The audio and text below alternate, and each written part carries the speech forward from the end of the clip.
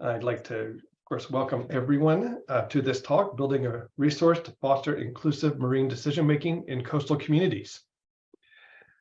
I'm Chris Coward, the Senior Principal Research Scientist and TASCHA Director, and today's speakers are Araba Sey, Yoshitaka Ota, and Chris Rothschild.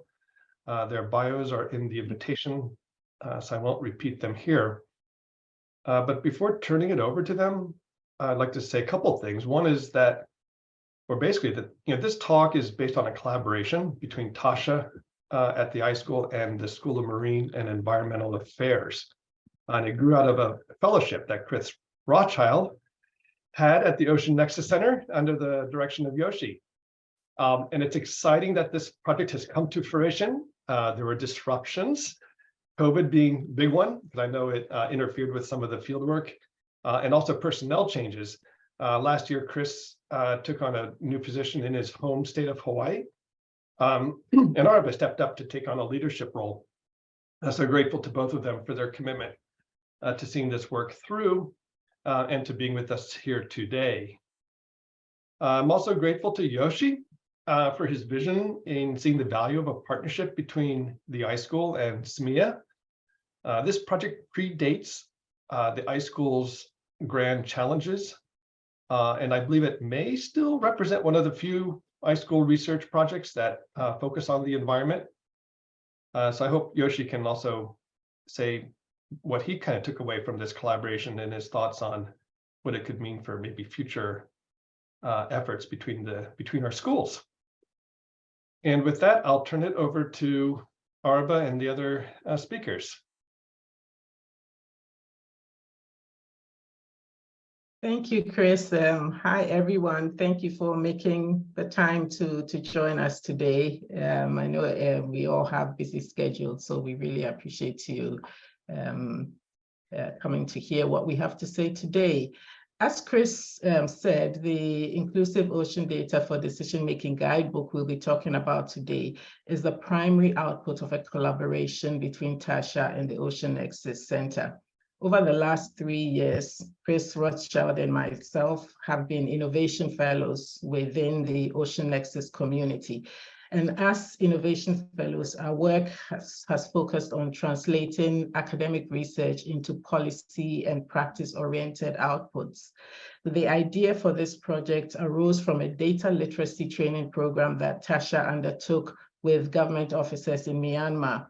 We started with that data literacy goal, but ultimately we took it in a slightly different direction, which is what we will share today. But first, I'd like to hand over to Yoshi, the director of Ocean Nexus, to share some of his thinking that has formed the conceptual foundation of the Ocean Nexus community. Yoshi, over to you.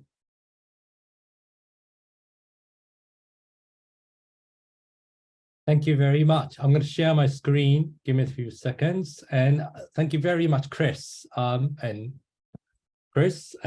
Araba, this has been absolutely brilliant experience for me.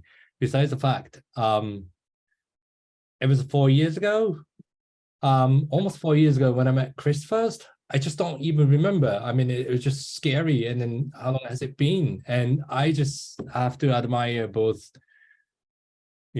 of you to just complete this project, and then I'm really grateful about it. So I'm gonna speak a little bit about like what Ocean Next does, so people kind of like understand why did we collaborate, what's the intention, what was the value about it. So Ocean Nexus is really kind of like a partnership that I created together with, again, let me just move. Okay, so very quick overview. We have about 100 diverse group of international interdisciplinary scholars. So the member is 100 and plus. It's all over the world. And lucky enough, we have a good commitment from Nippon Foundation, 10 years, 3.2. We're just finishing off our 4 years. So we've got another 6 years to go. So I'm glad within these 4 years, we got this wonderful product and that we can actually apply for other projects too, which I'm going to explain later. And we have our program office here in UW, and we have partnership with 30 universities and civil societies group, and it's a deputy directors pretty much everywhere. It's not just me running it. I just wanted to say, and we have economists, legal officers, marine ecologists, and ocean governance scholars. Others are coming in, and particularly for the policy advisory to work together. So that's really what the Ocean Nexus is. So I'm going to turn into a little bit, hang on, is it like, okay, good. So what we do is we like to put social equity as a center of ocean governance. So there are two words which you're not really familiar that much with. Social equity is still very blurred. And ocean governance, what does that mean? So ocean governance basically means how to determine, how to make decisions for the policies and interventions to manage our oceans and coastal environment. So basically, if you're familiar with fisheries, that's part of ocean governance, marine plastic, part of ocean governance, marine pollution, PFAS and all sorts, blue economy, which is a new kind of like coastal development, seabed mining, so on and so forth. So anything going on in the ocean is how we're going to manage it, how we're going to kind of potentially conserve and make policies. That's really a part of the ocean governance. Usually, ocean governance, what's the measures of success is how much biodiversity we conserved, how much biospheres we somehow managed to restore, how much of the habitat we could protect it. Those are the criteria for the success. But what we are saying is social equity, so basically the contribution from the ocean towards the society or community equitably, that should be just almost same or more even as a success of the measurement of those interventions. So if you have a wonderful, beautiful ocean full of biodiversity only shared by the few people, and usually very rich people, that's not really the way ocean governance is supposed to be. We need to make ocean for considering the equity and the historical path. And that's really what we are thriving. And that's what the mission of Ocean Nexus is. So now, what's the difference? How are we going to do it? I'm just going to explain very quickly. So far, people have been thinking about this importance of equity in ocean governance and marine conservation. And their approach is this equitable approach model. And this is, by the way, I named it. So it's not really, but they actually use it too. We have to approach equitably. So usually they set up problems, which is overfishing, unsustainable ocean economy, usually digging up oil and all those, climate change part of it, marine plastic pollution, and there's there are much issues of the slavery and labor abuse in distance water fisheries, coastal fisheries, or other things, including maritime development. So those are the problems. Those are the problems which has been discussed in platform like sustainable development, or in platform like our ocean, which is US initiative. Then they'll have climate conscious, I would say steps, but it's more like goals. That's on the right-hand side. Sustainable fisheries. Overfishing, we have to make it sustainable. Ocean economy, we have to make it sustainable. Sorry, it's redundant, but that's the way it is. And the climate change, climate adaptation, marine plastic, zero waste, so on and so forth. So the problem has been decided by usually few people who gathers UN headquarters and a couple other places. And then they also have a goals set up. And then they will say, but in the middle, in the process, we have to think about things like a food sovereignty because it's important for the community. Gender and intersectional equity, climate justice, just regulations, and decolonize global workforce. I'm sorry about these reds because I've been asking my colleagues to just change the slides here and there. So this is really up-to-date working. So that's usually what the system is, or the model is. We have a problem, we have a goals, and we have to care about the community in the middle. So that's what it is. What we are saying is slightly different from this because equity is supposed to be process and outcome. What's the outcome? So in Nexus, our ocean equity model, by the way, this is a word people using it, but we're trying to hold a platform because some people are actually still using it in the equity-based approach. So what we are saying is Problem overfishing, fine. You guys scientists decide that's the problem is. Solution or the goal is sustainable fisheries. Great. You run the harvest model, you run the biomass model, you run all these models, and you come up, this is the level of sustainability. That's your criteria, that's your goal. Great.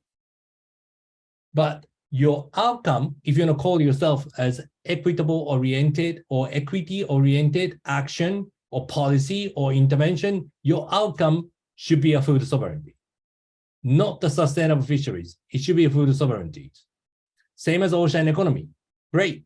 You're doing the ocean economy, they start people wanting to dig it up seabed, and they really wanting to care about like sustainable ocean blue economy. They don't want to mess up with the environment. Great. But your outcome supposed to be one of the biggest problem in the labor and development, such as gender and intersectional equity. That's what the outcome is. So on and so forth. So our model is really putting social equity as an equitable, as an outcome of those interventions. You can decide your program, you can decide your goals, but if you want to call yourself as an equitable approach or you're doing equity work, then your outcome has to be societal. That's our model. That's how Ocean Nexus is running. Now, so this is my kind of like intellectual foundation of this idea. We're thinking anti-inequity approach. Rather than trying to find what's the best practice, what we can do with equitable, all the checklist, and then we took this process, this is great. No. Let's really dismantle inequity that we see in the decision making, in project policy design, in performance measurement. And how are we going to do it? We have all these scholarship and ideas has been out there working towards this.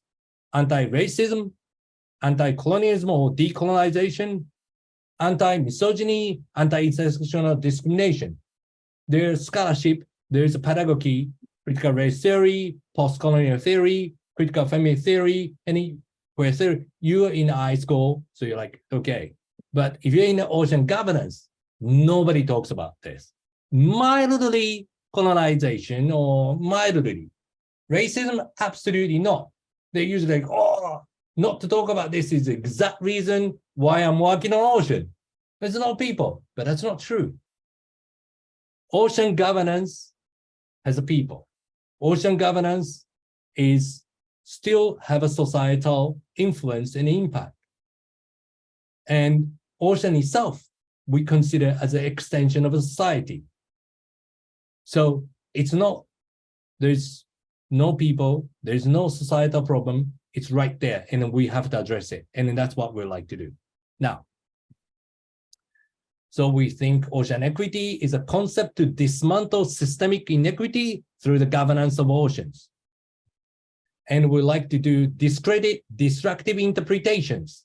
People use the data to create destructive interpretations and then defend the equal protection of the laws and advance systemic changes.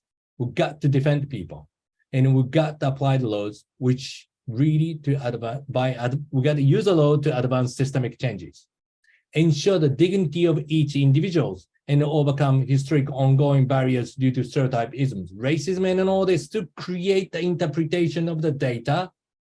And then often it's very, well, not always, but the numerical, but the information. I'm speaking to you guys and it's a bit embarrassing, but information is not just the numbers.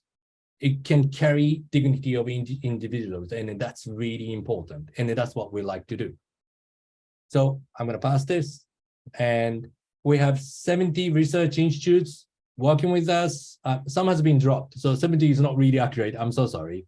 Our vision is very specific, so some may not agree, but that's the way it is. And we have 140 research projects going on all over the world.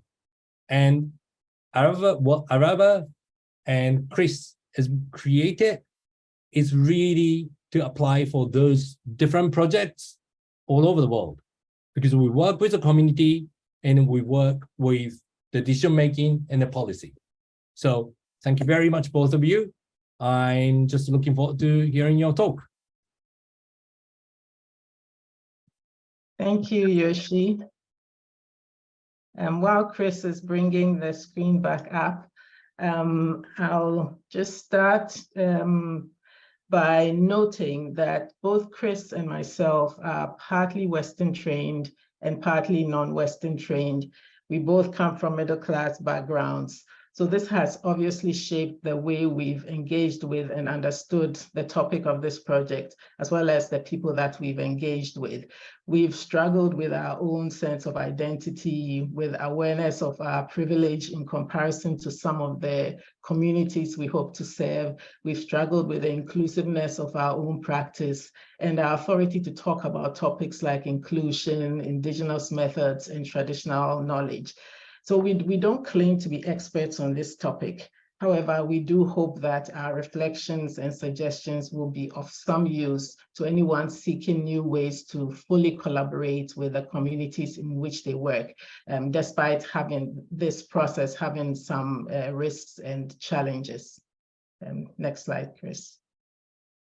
So today we will just briefly describe the Inclusive Ocean Data for Decision-Making project.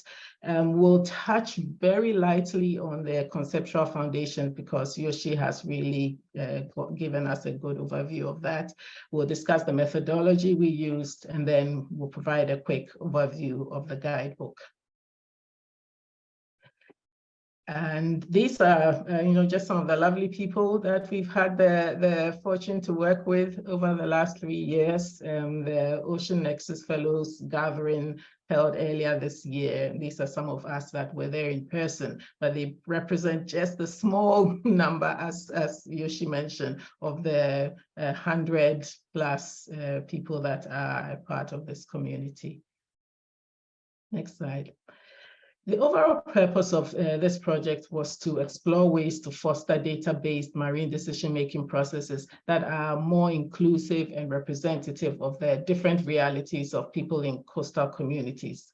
And we sought to do this by developing a data literacy training resource for community organizations. The idea being that community organizations are better placed to work with their communities than we are. And with the growing datafication of everything and the opportunities that this provides for improved evidence-based decision-making, we are, however, already facing a deepening of data divides, similar to the information and digital divides that have contributed to widening social inequality. Next slide. There were 3 main motivations for us. The key concern was our observation from the literature as well as our own lived experience that many groups, such as less educated, less wealthy people, do not fully participate in generating the knowledge that policymakers use to make decisions.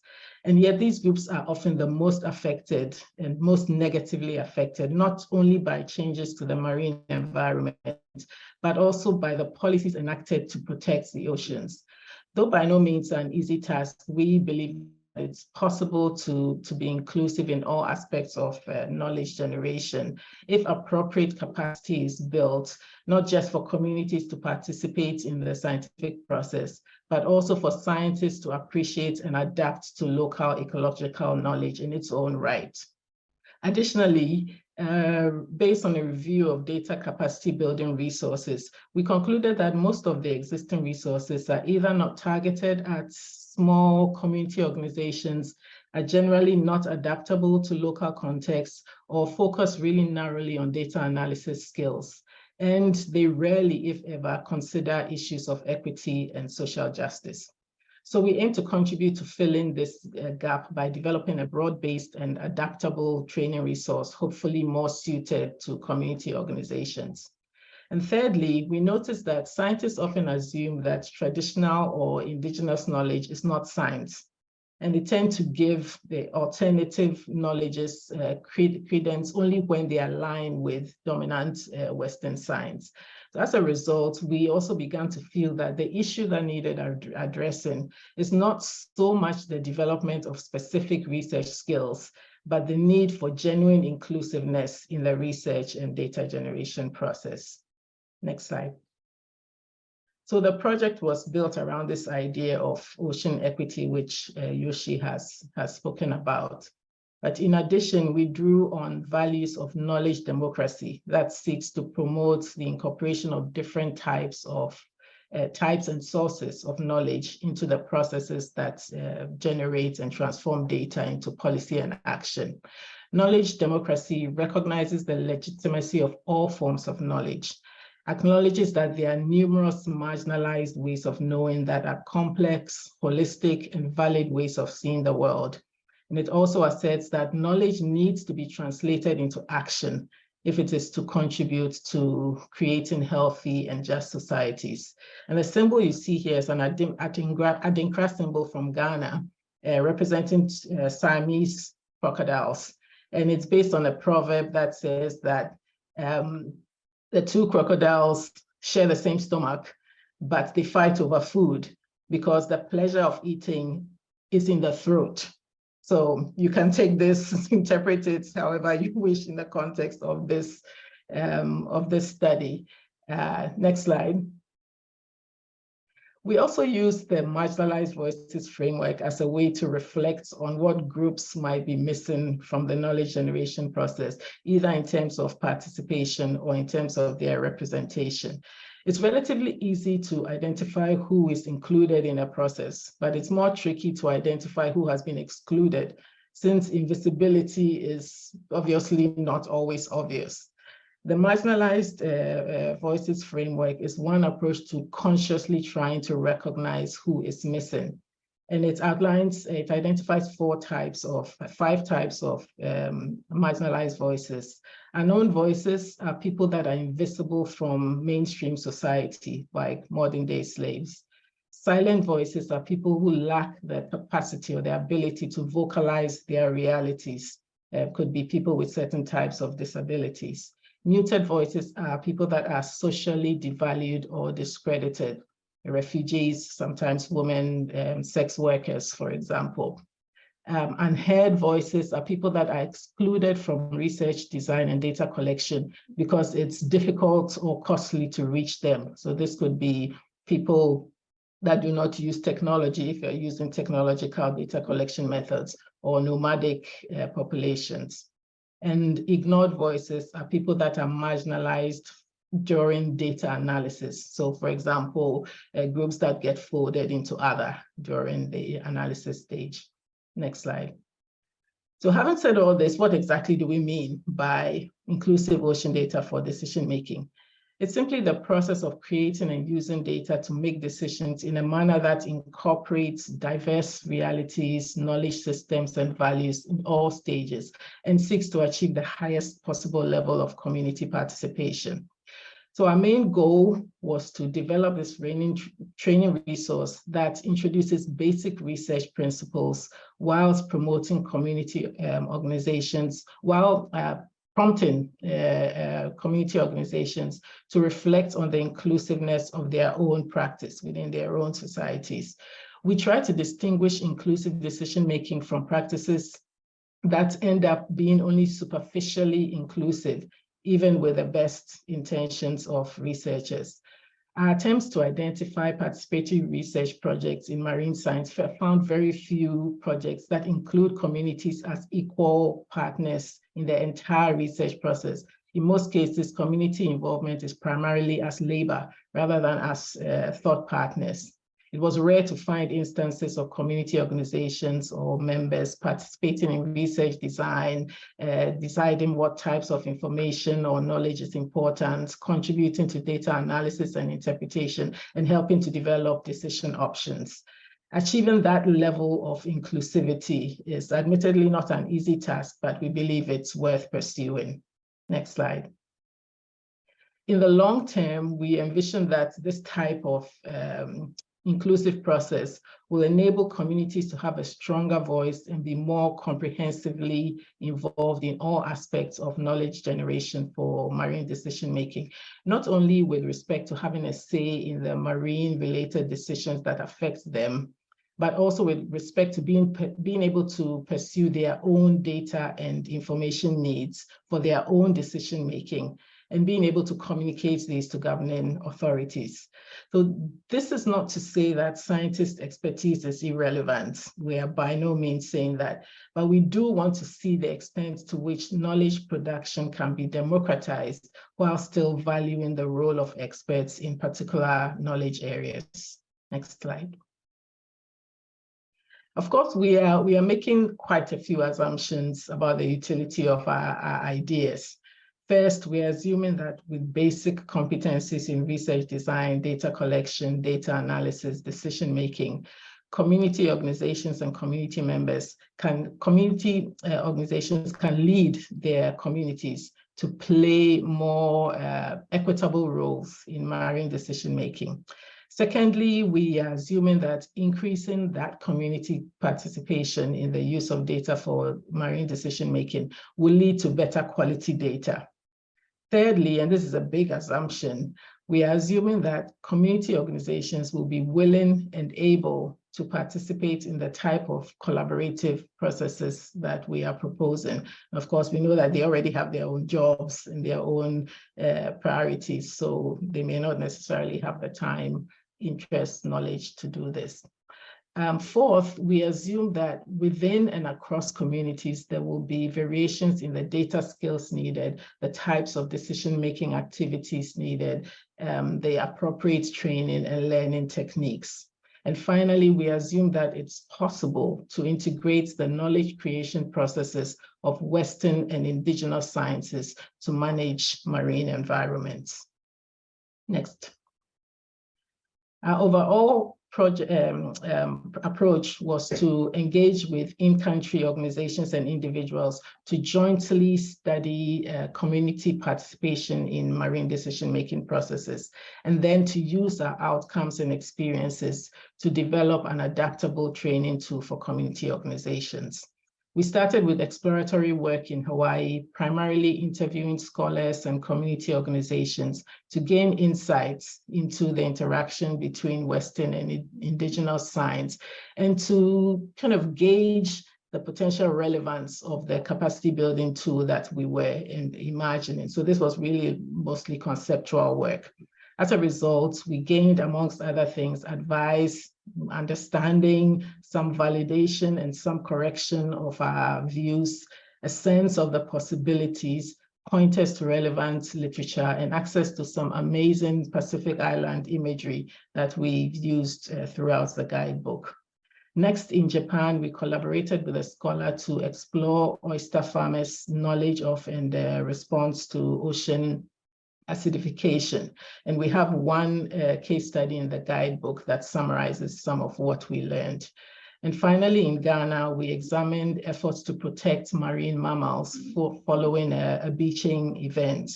And our findings there are illustrated in 3 case studies in the guidebook. And the methods that we used across all these ranged from interviews to surveys, focus group discussions, workshops, meetings, community events, and so on. Next.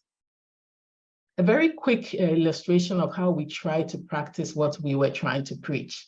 In the Ghana collaboration, our local partner, SSRD, drove the entire research process. They proposed the research topic, they designed and implemented the research, and they led the data analysis.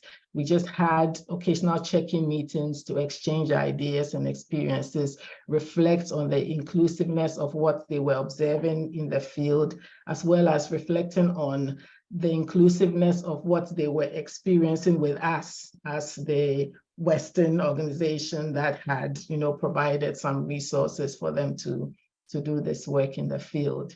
We also use those opportunities to identify interesting observations that could serve as case studies in the guidebook. So basically, we were there to assist if they needed us, or to just sit back and have conversations if they didn't need any technical or research guidance from us. Next. Based on the existing literature and our experiences from these 3 case countries, we constructed the Inclusive Ocean Data for Decision-Making Guidebook, bearing in mind these barriers that we perceived to community participation in the decision-making process. The lack of resources that provide community organizations with training on a full array of research and data skills, the narrow framing of participation to only certain, usually convenient phases of the data generation process, the limited capacity of community members and scientists to engage from each other's perspective, and usually with a tendency for communities to be the ones required to learn Western research methods, but usually not scientists being required to get familiar with or understand indigenous or traditional research processes. And the possibility of low community interest in participation due, for example, to bad previous experiences or lack of trust in the process. So I'm going to hand over to Chris now to talk about how we actually developed the resource and also provide you some snapshots into what the content actually looks like. Thanks, Chris.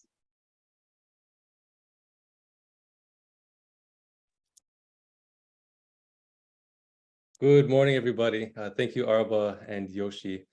So to move beyond the why and how, and if we can just kind of get to the what, our first step in, we wanted to plan not just what was going to be in the tool book, the resource guide, but also how it would be used. So looking at the content proper, but also the processes in which people would be engaging with this to support their needs.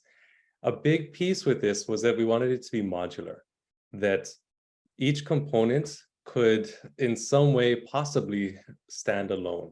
And the reason for that was because even though when we think about a decision-making plan and it needs to start with in a certain, defining the problem and work through very linearly, we know that that may not necessarily be the way all communities use it, or that different communities want to use different pieces as they need. And I think that even if we reflect on the way this presentation is going, we created this presentation knowing that this audience is going to be a little bit more academic. And therefore, we had to follow the kind of structure of here's our theoretical underpinnings and models, and what are the works that went into it to support this output. In a lot of communities, knowledge generation and the illustration and sharing of knowledge doesn't always look that way. This is a very Western approach that we're using right now, but how can we respect and create resources that can work in different ways, where people don't always necessarily need to start off with very dense theoretical underpinnings, but maybe ones that reflect certain values, individual histories and community histories, genealogies, which in those communities are ways to justify and show value and credibility for the work in ways that maybe differ from Western approaches to justifying work. So our intent was to create this resource guide, which was modular, which was interactive, and which had some sort of adaptability and ways that communities could utilize it in ways that support and are inclusive of their ways of learning and sharing and doing and working. It's definitely not perfect, and as we'll talk about shortly, our next steps really are to put this in practice and do more piloting to see how can this be done better and what are ways that people are using it. And throughout this, a key bullet here is this piece at the end of having ample opportunity to reflect on how inclusive the plan is. The intent of the resource guide is not just to say that decision-making should be inclusive, and so here's how you do decision-making, and then you should do it in an inclusive way. The intent is to provide support, knowing that a lot of communities have different experiences and skill sets in different areas, but how can we support reflecting consistently, not just on what is methodology, what is evaluation, what is data, but what are questions that can be asked throughout the process. So when talking about data, who is included in defining data in your community? How inclusive have you been in doing that? Who is included in building methodologies? So it's not just describing what the thing is, but creating resources to help build inclusion, participation, and representation throughout the process. Okay, and so in doing so, we have this guidebook which has 12 different sections, which in many ways are very linear, but ideally, again, could be picked and chosen and moved around if somebody wants to give that a try. It goes from what I think a lot of us are very familiar with, the process of an inclusive research project, which you start with ideally defining who your community is, who is this population, but then digging into what are the cultures in which decision-making takes place. So making sure that from the very beginning, the values, the morals, the expectations are built around the local culture and context and not an external Western approach to thinking about decision-making. And then going through the various steps in decision-making, defining your issue, what data are needed, what are the methods to collect the data, how are they going to be analyzed, moving through to evaluation. So here's some shots of the resource itself to illustrate what this looks like. Every section starts with a quote from some scholar or some thought leader who thinks about inclusion and decision-making or methodology in some way that we thought was nice to give their voice credence. We also throughout tried to use different arts and pictures and representations from different communities to allow voices and realities to shine through. So in these pictures, you can see these Adinkra symbols from Ghana, which Araba had mentioned. The artwork at the top right, anything that looks like it's digitally or hand painted throughout this, but also our field guide were done by a phenomenal local Hawaiian artist named Solomon Enos, and we're really grateful that he allowed us to use his work to illustrate how some of these ideas can be represented in the Hawaii context. And then pictures throughout representing field work that was done. We can also see in this section, every single section has something about applying what that section is about to inclusion. That's very intentional. So there's a key section that can easily be found throughout each chapter about what does inclusion mean? And in this case, being inclusive in choosing data and indicators. And then here we can also see on the right side, it's a little blurry, but when you download the guidebook yourself, you can see there's a case study on the right, and then there's a worksheet below that. So the intent was every single chapter had a similar flow, similar components, so they could all be picked up on easier once the general approach was understood, but also it could help with them being able to stand alone and not necessarily rely upon other chapters for certain content. So a little bit about our journey. As was mentioned, COVID-19 really threw a wrench in this work, as it did for everybody else's work on this call. We were actually in Hawaii at the end of March, ready to start fieldwork, had a whole bunch of interviews lined up. And then this thing called COVID came, and we weren't even sure if we'd be able to get on a plane to fly back to Seattle. So we had to politely end our time there and head back and take a little bit of a shift in thinking about how can we be participatory in the design of this, knowing that not only should our participation goal be in person, but with the challenges of COVID, is it even appropriate to be having expectations and asks of these community members who really do want to give their time to us, to take their time away from supporting their communities through the pandemic to build this guidebook. So we did shift a bit in our approach to what does participatory design and building of this guidebook mean, and have to do it in ways that definitely were not ideal.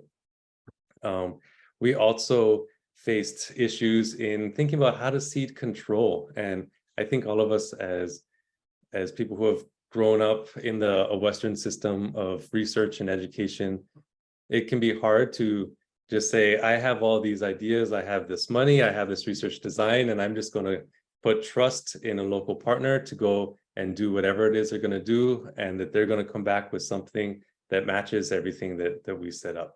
So just kind of unbinding those structures were difficult, but I think very rewarding. Also, just another one, this non-Western imagery and research concepts was quite difficult, and it was a fun process to go through. We're fortunate to have found this Hawaii artist who wanted to share with us. Araba's pulling up this Ndinkra symbols was also very rewarding, but I would kind of challenge any of you to go out and think about, how do you find a non-Western image about research methods or data? It's easy if you Google an image for data or research methods in an image search to come up with many, many things, but most of them come with a Western approach and Western lens. So finding non-Western imagery to represent these complex issues, which are not just representing Western science and approaches, but also non-Western science and approaches, was challenging. We found a lot of things actually worked really well too, and two of the big ones were just that we are often validated that the communities we're working with, they just got it. It didn't take a whole lot to describe and to have to push, what is this complex research idea? There's a recognition that the project premises that we came with, the communities are left out of decision-making processes, and support and thinking about what inclusion means is critical, and that there is indeed a need. And so it's really fun being able to engage and skip over this basic premises and then just get down into the work of what does this look like to you, and what can we do to provide support and be part of your process. Also, there's already a lot of existing frameworks around decision-making and research and data and analysis. Inclusion actually fit in quite well, which was nice for us to be in our writing and our conversations, but it's also, I think, a challenge for all of us when we talk about that this isn't done often, and that we're all as researchers working to find ways to be more inclusive and support communities too. It's really not that hard. I think one of the pieces that I've learned is that it's this piece of ceding control. We know what needs to be done. We just got to kind of suck it up and do it, and support our communities in being part of that, and doing it the same way. So how do we keep inclusion at the forefront, even when sometimes deep in our guts and our minds that may feel like we are giving up something that we're not prepared to give up? And so what's next is still on the horizon. It's great that we have Yoshi and the Ocean Nexus still moving forward. Hopefully the Technology and Social Change Group and the Information School can find some ways. But from Araba's and my perspective, we're going to work with our good friends at UW to get this resource put online, to post it, to make it public, to create methods for feedback. We have had a great relationship with the University of Washington design team, and they have given us the master files so we can revise and update. We also want to create systems so that we can give those master files to communities. So if they want to use this and they want to replace a case study with their own case study, they can be able to do so. So this isn't something that we want to hold on to tightly. We're actually very excited about letting go and opening the reins and letting people use it the way they want to be able to adapt, refine, adjust the way they want to. And through all of this, it kind of comes down to us trying to remain accountable, that this isn't just work to support an individual or personal goal, but it's something that we want to be able to continue to support these communities and not just let this thing fade away once we are able to, upload it and write it in the CV. So how can we continue to remain accountable to the great folks who have participated, but also those who may not have directly been engaged, but have also been important inspirations for this work. And this picture is one from Solomon Enos, and Maka'ainana is the name for in Hawaiian for sort of, I don't know, sometimes it's referred to as commoners, but that's a little pedantic. People of the land, the workers, people of society.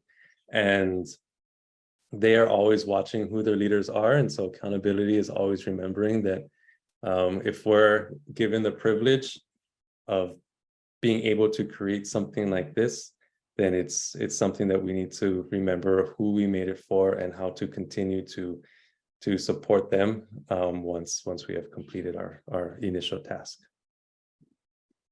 So I think a lot of you have our contact information. I'll just stop sharing the screen for now so that we can have a big screen and have conversations. But please let us know if you have any questions, you want to share ideas about how this could be adapted or changed, or who could be shared with, or if you have your own sets of criticisms and feedback, we're open to hearing that as well and learning from your experiences also. So thank you everyone for coming. And I guess we have about 10 minutes for questions. Thank you. Thank you to all three of you. We do have 10 minutes, so I will open it up for questions.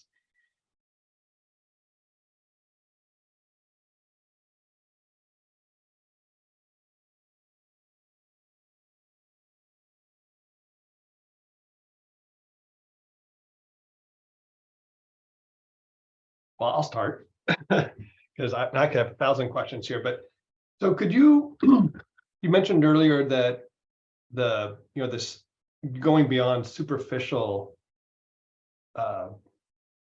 inclusivity or superficial participation. Were you able to could you give a maybe more concrete example of I think you did say kind of what superficial might be, like you survey them, but then they don't hear back from you. In your case studies or in elsewhere, did you find examples? Could you provide like a concrete example of how that would look different to be in a more inclusive way?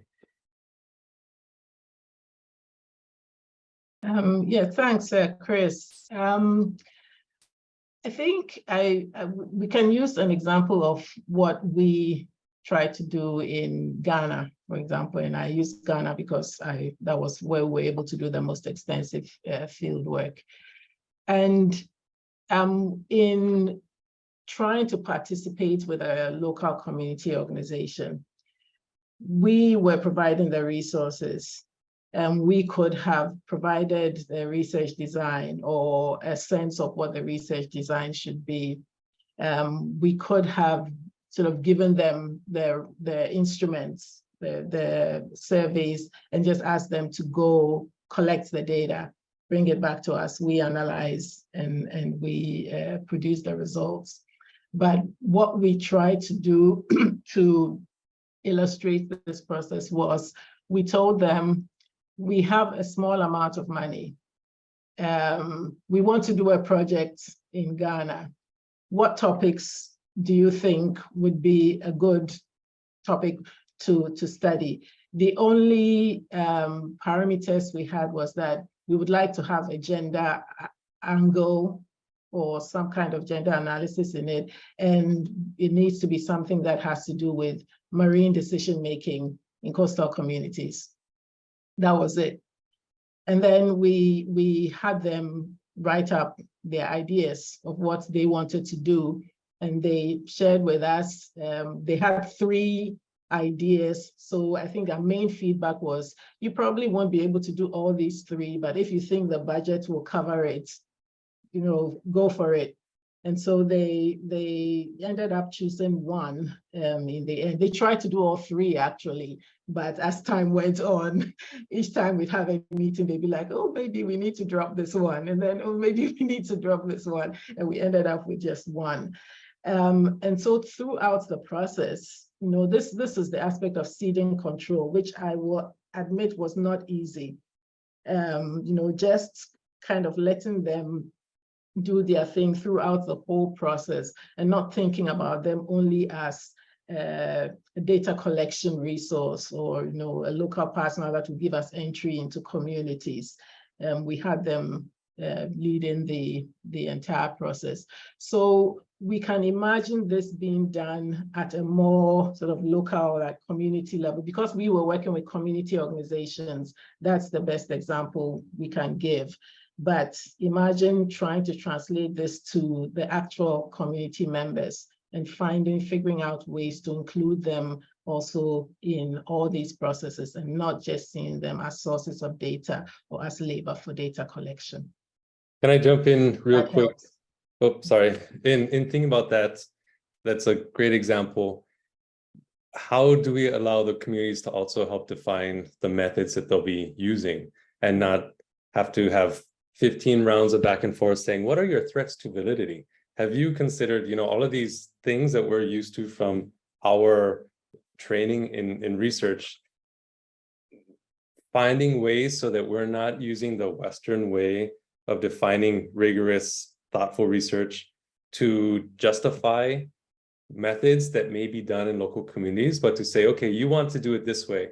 That's fine, not because it aligns and because we can justify it with a Western approach, but because you say that this is the method that you think is best, and we're putting our trust and respect in that method for no other reason than because you are the community that we are saying has the expertise, and therefore you defined it, and therefore it's fine. Not because we have some backwards mapping to still use Western science as the end-all be-all for defining what proper methodology should look like. So completely removing that, that conversation and just allowing them to be respected simply because we are giving them that inclusion into defining what certain aspects of the research should look like. Thank you. I think Yoshi was next.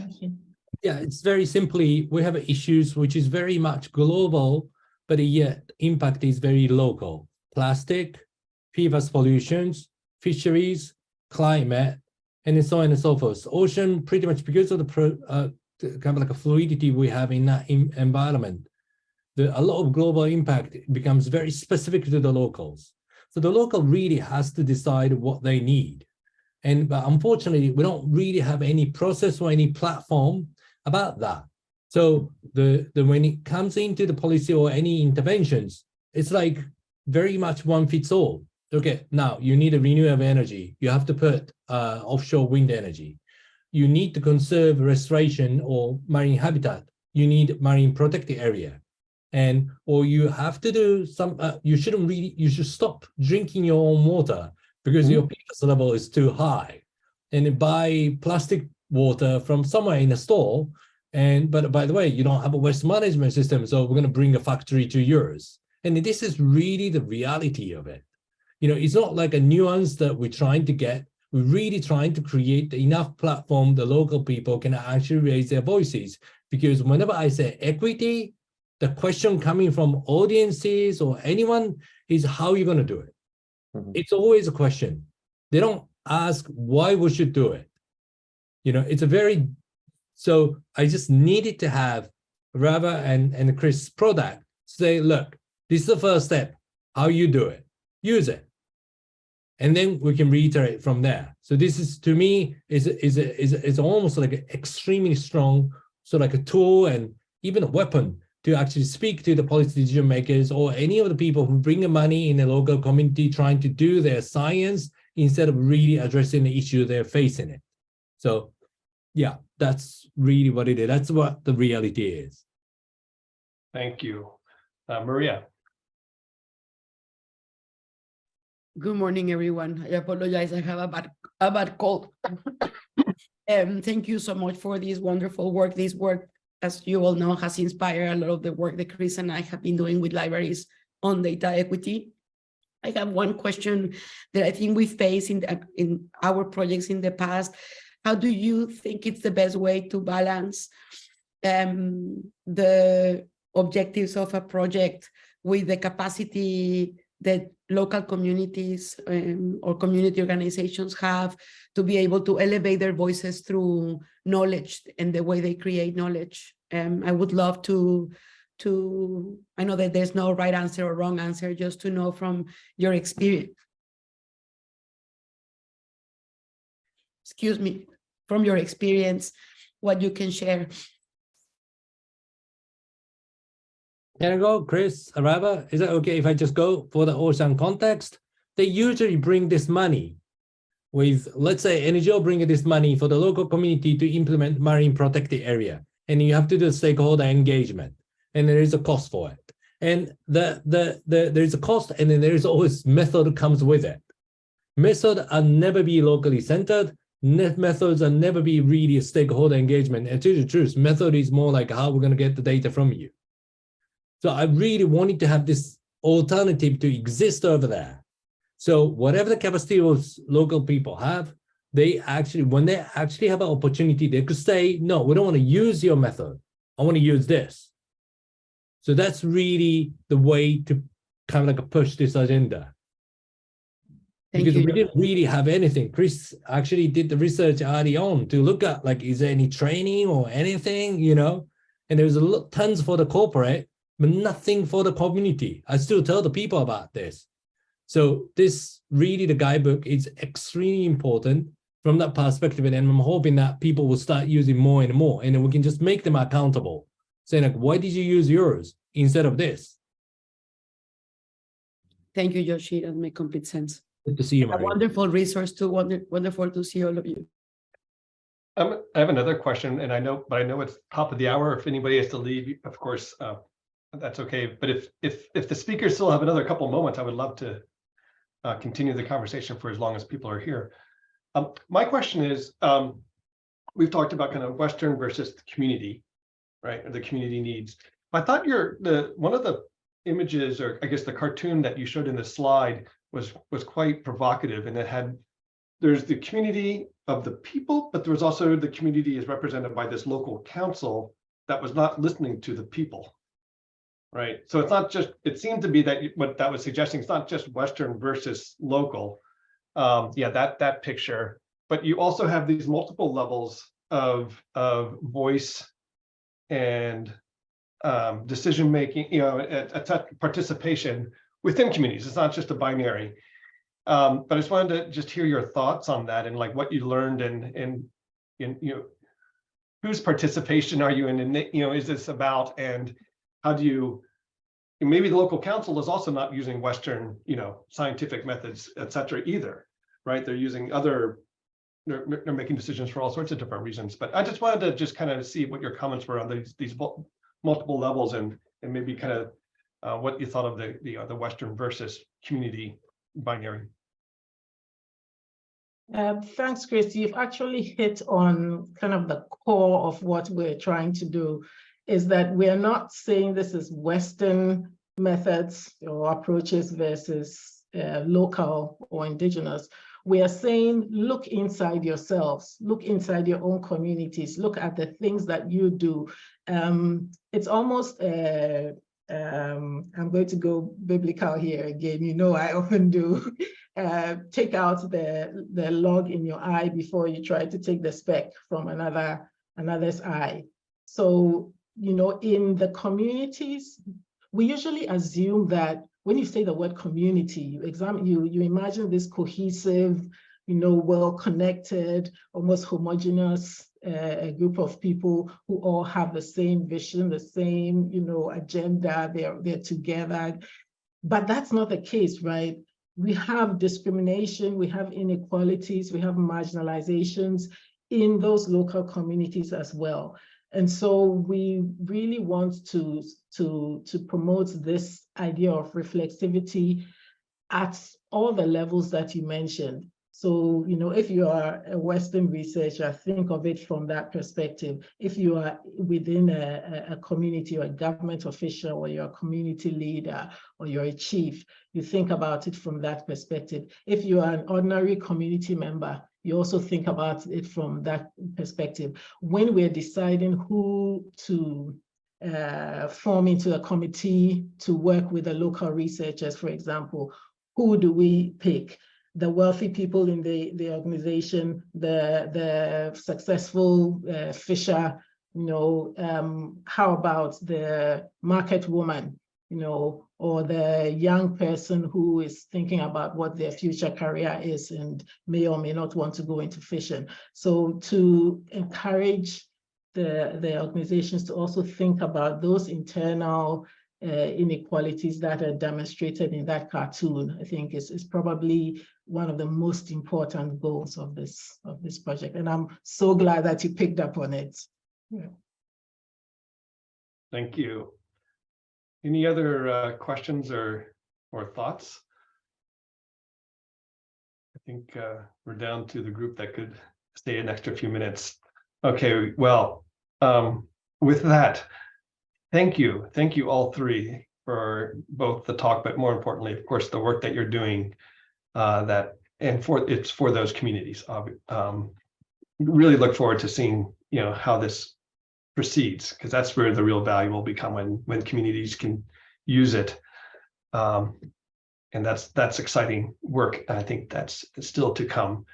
But this has been a wonderful talk, and I've learned a lot, and it's been a very valuable contribution. Chris, could I just say one thing real quick? Of course. There was a question about having access to this. Next week, there will be a more formal launch of it, and shortly thereafter, it will be able to be accessed by the general public and shared. So we'll keep you all posted on that, but if you're not seeing anything, do let us know.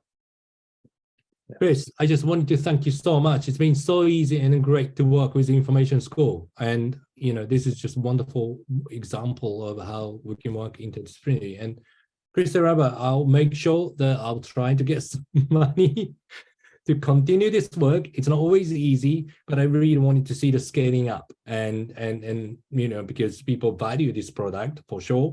And this is what's needed out there. So thank you so much. I'll work on it. Thank you, everybody. Likewise. Thank you very much. Thank you, audience. Thank you, Yoshi. Bye, everyone. Thank you. Thank you. Bye.